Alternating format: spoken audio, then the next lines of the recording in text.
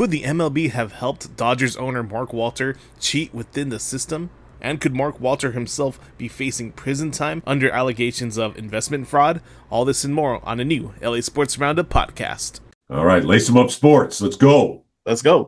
The LA Sports Roundup podcast.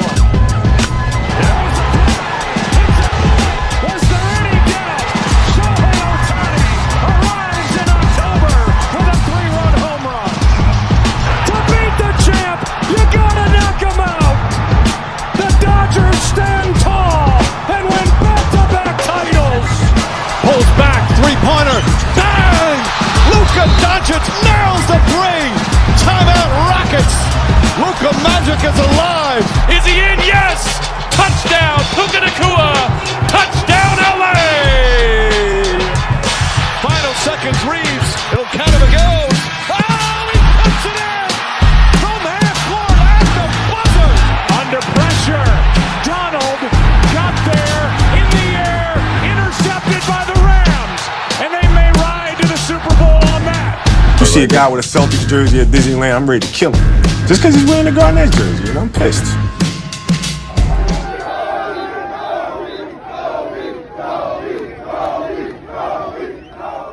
What's up, everybody, and welcome to the LA Sports Roundup podcast. I am your host, Mike Andrade, sitting here recording live Wednesday, August 26, 2026. Before we get started on today's podcast, you guys know where to follow us on all social media platforms. You can find us at LaceEmUpSports with an underscore. You can find us on Instagram. You can find us on X. You can find us on YouTube. Anywhere you stream your podcast, whether that's Spotify, whether that's Apple Podcast, and so many more out there.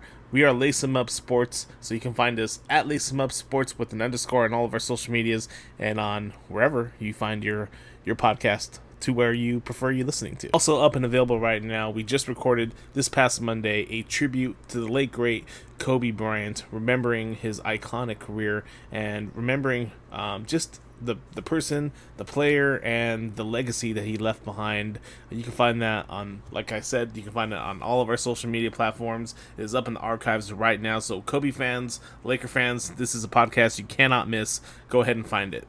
So Mark Walter bought the Dodgers back in 2012 and helped turn them from a bankrupt franchise into arguably the most powerful organization in Major League Baseball. And simply put, the Dodgers have become a machine. Have obviously been willing to spend more than any other team in recent years. We are back-to-back defending World Series champions, so we win more.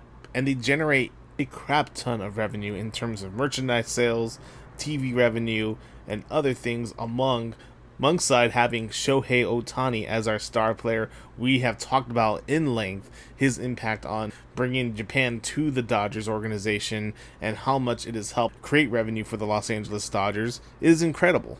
Obviously, the Dodgers spending on guys like a Freddie Freeman, a Blake Snell, Yoshinobu Yamamoto, Edwin Diaz, Tarek Skubal, Kyle Tucker, and the list goes on and on. And the rhetoric has been in recent years that the Dodgers are doing everything that they can to spend, and it's nothing that is against the rules. They're doing everything they can while other owners and other teams and franchises simply refuse to do. They're not doing anything within the realm of that is illegal that other franchises can't do. That's been the narrative. But the question I pose here today, because of recent reports, is how much of that financial advantage comes from simply being incredibly successful, and how much comes from financial structures that were put in place because of the Dodgers' bankruptcy under the McCourts. So what I mean here is that there has been some recent reports coming out about the Dodgers' TV deal with Spectrum Sportsnet. So this story stems from former Dodgers owner Frank McCourt and his bankruptcy. So basically, this was a provision set in with the then MLB bargaining agreement that the Dodgers would essentially have a tax break that would allow them to not put in the expected revenue sharing percentage that they otherwise would have been expected to put in. Basically what that is, it's a huge pot that the MLB collects from all 30 MLB teams from their local revenue, so the money that they're getting from their TV and radio broadcasting rights, and a percentage of that is shared to the MLB. And it's a pretty high number. It's roughly about 48% of their local revenue that's being shared to the league itself. All that money is divvied up, and then they do get a percentage back. But when the McCourts were selling the franchise to the Guggenheim Group, led by Mark Walter and others, Because the McCourts were in bankruptcy, the MLB actually helped out the Dodgers by giving them an essential tax break on their local revenue sharing. So I'm going to read you an article all the way back from June 13th, 2013 from the LA Times. This is labeled, Dodgers to keep more than $6 billion from TV contract in tentative pact. The Los Angeles Dodgers would retain more than $6 billion from their new television contract under a tentative agreement with Major League Baseball, according to two people familiar with the agreement. The settlement would avert a showdown between the Dodgers and MLB in U.S. bankruptcy court and would effectively end the court's jurisdiction over the Dodgers' affairs. Dodgers co-owner Todd Boehly said he could not discuss ongoing negotiations, but said the team could maintain its record player payroll under the settlement. Boehly declined to comment on specific players.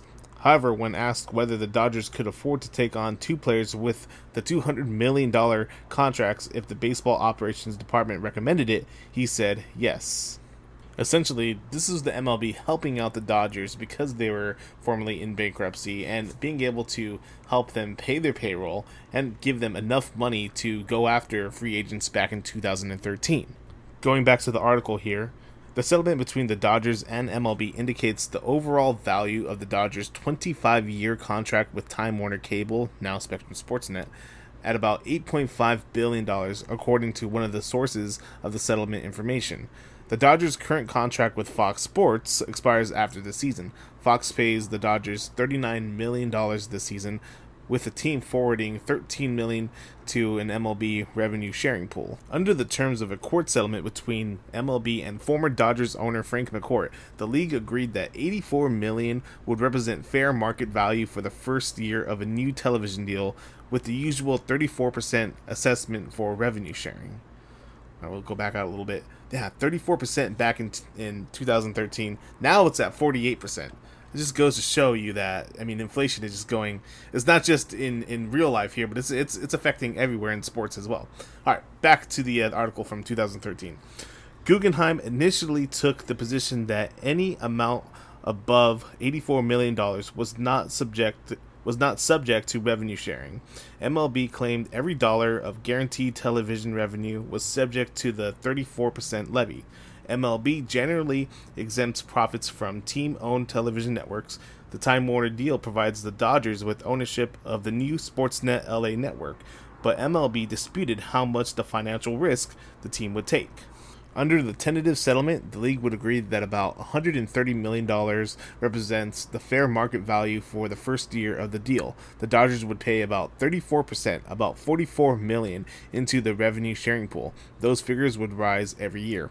The Dodgers ultimately would pay close to $2 billion for revenue sharing over the lifetime of the contract. Okay, so that's the article from the LA Times back in 2013.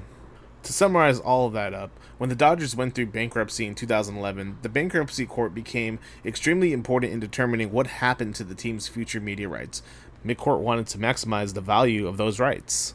Eventually, the court-supervised process established a fair market value for the Dodgers' future local television rights. The number was initially around $84 million annually, with annual escalators.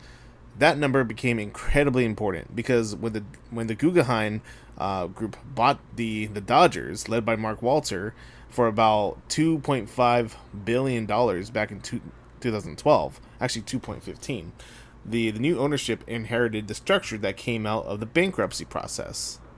And then, when the Dodgers partnered with Time Warner Cable to create Sportsnet LA, the contract was then evaluated roughly over $8 billion over 25 years. That's roughly about $334 million per year. And that's where things get really interesting because the Dodgers weren't necessarily treated as though that entire $334 million represented the amount subject to the MLB's revenue sharing formula. Instead, the bankruptcy related the fair market value became the basis for determining how much the television revenue would enter MLB's revenue sharing calculations. For years, that created an enormous financial advantage for the Dodgers. And truth be told, there was nothing illegal about anything the Dodgers were doing here. They were just taking advantage of basically the MLB helping them out when they were in bankruptcy with the McCourts. And then they became a team willing to spend money under the Guggenheim group, spending as much as possible, while basically getting a get out of free jail card in terms of paying what they should have been paying with the local revenue sharing. And in essence, the Dodgers potentially retained hundreds of millions of dollars that would have been subject to greater revenue sharing under a normal valuation of their television contracts, because they got away with that provision when they're in bankruptcy. Now with the new contract they signed back in 2013, that wasn't valuated under that, so they were able to keep all that money. So instead of paying what was now evaluated at $130 million, they were able to just pay $84 million, keeping a whole bunch of cash in their pockets.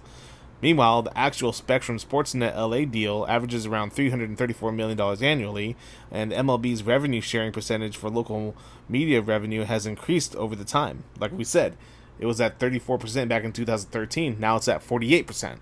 And over multiple years, that difference can reach hundreds of millions of dollars. And that's what creates an enormous gap and advantage for the Dodgers. Now, I can pose this question to you guys. Was this cheating? And the answer is no, it's not. Because, look, was this a brilliant financial planning by the Guggenheim Group? Yeah, sure. It was a loophole that gave the richest franchise in baseball an advantage over everyone else. Because the Dodgers didn't create the bankruptcy clause. It was given to them by the MLB. But certainly, Mark Walter has benefited financially from this. And, perception is reality. And over time, look, it's not like this is the Houston Astros out here, cheating and banging on trash cans back in 2017 in the World Series. But, people are going to look at this and they're going to say, we cheated. We cheated the system. And perception is reality at that point. And look at what the Dodgers have done ever since then, 5 World Series appearances, 3 World Series rings, signing Shohei Ohtani, Yamamoto, Blake Snell, Kyle Tucker, massive payroll. And, the Dodgers have been the powerhouse in the MLB. They are the most financially powerful team in baseball. That is a true transformation right there. But, essentially, they have been given a get-out-of-jail-free card in terms of the money they're supposed to give into the local revenue sharing. And that's not right. It's really not right. As a Dodger fan, I'm a huge Dodger fan. And certainly I love seeing the product out in the field, and it's not an indictment on the players whatsoever. This is an indictment on the Guggenheim Group and taking advantage of that, of what they did. And this also gets into more of a red herring of who Mark Walter is and the things that are coming out about him. Because Mark Walter isn't simply a sports owner. He's the head of a much larger financial empire through TWG Global and his broader investments operations. And this is where the story becomes considerably more serious. As we had mentioned on the podcast before, federal authorities are investigating financial relationships involving insurance companies controlled by Walter's business empire. The issue centers around investments involving insurers, including Delaware Life and Clear Spring Life and Annuity. The basic concern, reported by Reuters, the Wall Street Journal, and Financial Times, is this: were investments involving Walter-affiliated businesses properly disclosed and classified? And that's an important distinction right there. The issue isn't simply Mark Walter owns insurance companies. Insurance companies invest money, and that's normal. The concern is whether the insurers were investing significant amounts into businesses or financial structures that were affiliated with Walter's broader business empire, and whether those relationships were properly disclosed to regulators. Reuters reported that Delaware Life restated its financial statements and that affiliated investments represented approximately about 42% of total invested assets at the end of 2025, up from less than 5% previously reported. TWG has proposed replacing as much as $6.5 billion of related party assets with the independent assets, and that is a massive number. Now, I know what you're asking here. Why should you care? Well, look, Mark Walter, he is the head of the TWG group that owns the Dodgers. So if he is investing money that necessarily is not his, it's other people's money, if he's investing that money into the Los Angeles Dodgers, buying the Dodgers, currently buying the Lakers like he did last season, right? If he's using money from those investments into his own personal own personal investments, then that's when it becomes a problem. That's when it becomes fraud, because he is not disclosing what he's doing with these people's monies, and it is a problem. And he could be in some serious legal trouble with this. Look, he has investments in other things. He's just not a sports owner. He has multiple insurance companies, investment firms, private credit operations, real estate, media assets, and that's just not him. That's sports owners as well. But money can move between different parts of massive corporate structure, and that's why transparency, it matters. If ordinary people have money tied up in insurance policies, they have a reasonable question: where is that money being invested? And if the insurer is connected to the same financial empire making those investments, regulators need to know what exactly those relationships are. The Wall Street Journal has reported that federal investigators are examining potentially undisclosed loans between Walter and controlled insurance companies and affiliated businesses, with transactions totaling roughly about $20 billion under scrutiny. Now, it doesn't mean that Walter is automatically guilty in all this. That's an extremely important part, but he's being investigated, and his company, TWG, they're going to be investigated for fraud. Now, TWG has denied fraud, and it said it's cooperating with regulators, but this is not great. This is not great at all. In fact, I spoke about this in length on a recent podcast, saying that if he is found guilty in any of this, right, if his hands are caught in hot water here, his hands are dirty, then the Dodgers will be immediately be forced to sell. He will be forced to sell the Dodgers. I mean, that is no question. The MLB wants no part in this. They don't want anybody that has this kind of reputation on them, right? And it just makes you think, what the hell is going on with this guy? Really, what the hell is going on with Mark Walter?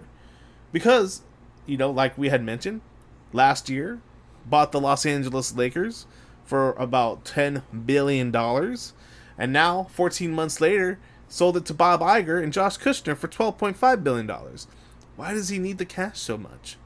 All this is very, very suspicious. And then these things coming out, where there's smoke, there's fire. It really is. And as great as the Dodgers have been the last several years, this could be a stain on the Dodgers' reputation with their ownership. It really can be. We all know that there's going to be a strike coming up in MLB to restructure their bargaining agreements. And that's literally at the hands of the Dodgers. Now, I've made comments before, they hate us because they ain't us, and that's all very true. But, this could be a stain on the Dodgers' success here, because now if it seems like, we've been cheating here, now this is what people can point to, and it can really put a stain and ruin the narrative of the Dodgers' success. Like I said, it's not an indictment of Shohei Ohtani or Freddie Freeman or Mookie Betts or any of the players that we have brought in. Right? These guys are massive, massive players, and we have won back-to-back World Series championships because of them. Right? It's not an indictment on them, and it really should not be, because these players deserve to be celebrated.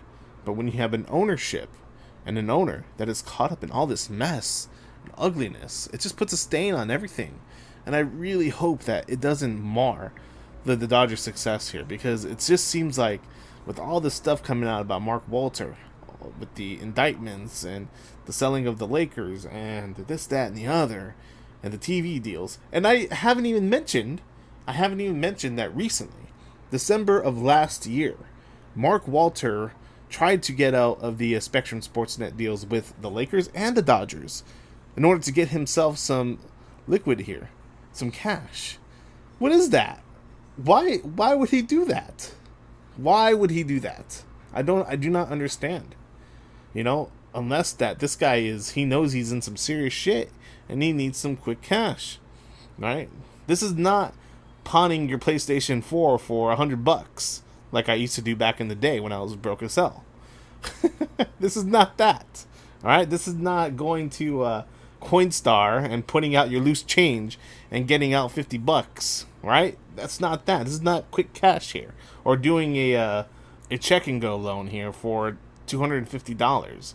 It's not that. This guy, he knows there are some serious consequences here, and he's trying to liquefy everything he can here, and it's not good for the Dodgers. It's not good for sports. It's not good for the MLB. And I think that this is just start of all these things coming out about Mark Walter, and I'm so glad. You know what? This could be a blessing in disguise that Mark Walter sold the Lakers, because I don't want us a part of any of it, to be honest. I don't. I was really excited when he took over ownership, and I thought he was going to bring the Lakers back to glory, but this stuff is it's all mess. I mean, it's worse. It's kind of worse than the Buss family right now, if you think about it.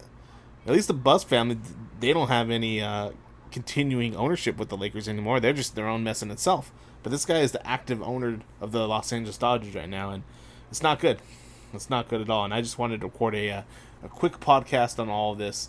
Guys, if you're listening to this on social media and YouTube, write down, comment down below what you guys think of this situation, because I don't know. I would hate to see the Dodgers being sold, but if it's going to be the right thing for the Dodgers, let it be, and we can get out of this mess. But let me know what you guys think. Again, you can follow us on all of our social media channels at Lace 'em Up Sports. Like, subscribe. Our numbers they're on the rise right now. Over the last month, we have risen 16 subscribers on YouTube. I know that doesn't sound like much, but it's much for me and Lace 'em Up Sports Media. So I want to thank you guys for all that. Continue to subscribe. And we'll be back with another podcast shortly on the Los Angeles Rams coming up. They have their last preseason game coming up against the Chargers. So after that game is concluded, we're going to record a podcast on on the Rams preseason, and we're going to look forward to the season opener against the San Francisco 49ers and all that what is to be expected. So thank you guys very much, and I'll see you guys on another one.